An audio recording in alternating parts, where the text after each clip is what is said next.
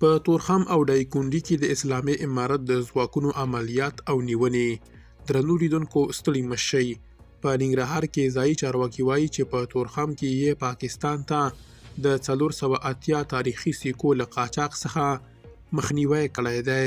د اسلامي امارت د رسنیو او کلتور مشر قریشي بدلون یادونه کړې چې دا سکې د دونۍ یا دوشنبې پر ورځ د مرغومې پر 10مه شپه مهال موندل شوي دي.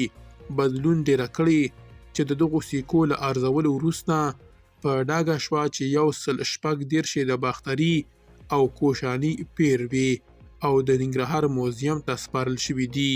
نوموړي په دې تړاو چې آیا د دغو سکو د قاچاق په تور څوک نیول شوي که نه څه ویلي نه دي.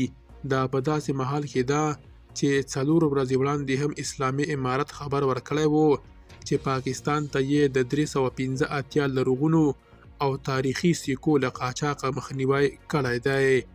بلخوا په دایکنډي کې ځایي سرچینې وایي چې اسلامي امارت په دغه ولایت کې یو مخکینی جهادي قومندان نیولی دی.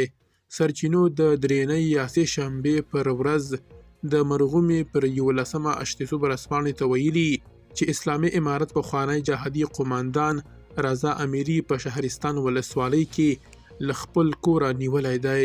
سرچینو ډیره کړې چې اسلامي امارت له څه مودې راهیسې امیري د وسلو او نورو پوځي تجهیزاتو په لرلو تورن کړی او نوموړي ته یې خبرداری ورکړی و چې خپلې وسلې او پوځي تجهیزات وسپاري.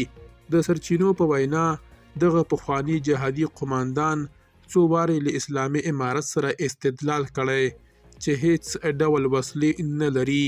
سرچینو ویلي چې د اسلامي امارت ځواکونه د امیري پر کور ورغلي او هغه یې نیولی او د کورنۍ د غړو په مخ کې یې له وهلو ټکولو وروسته د شهرستان ولسوالۍ امنیې قومندانۍ ته بیولی دی.